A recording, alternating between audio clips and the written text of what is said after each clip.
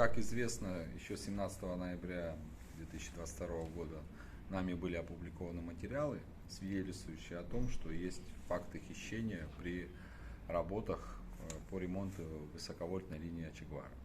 После этого президент провел совещание, дал 2 недели прокуратуре на то, чтобы расследовать это дело. Но 2 недели прошло уже не только 2 недели, а 15 месяцев, никакого расследования в этом отношении нет. И не откладывая долго, уже в апреле 2023 года мы обратились в суд за тем, чтобы дать этому делу ход, принудить прокуратуру к выполнению своих прямых обязанностей. К сожалению, прокуратура занимается замыливанием этого вопроса. Этот вопрос под разными предлогами откладывается на потом.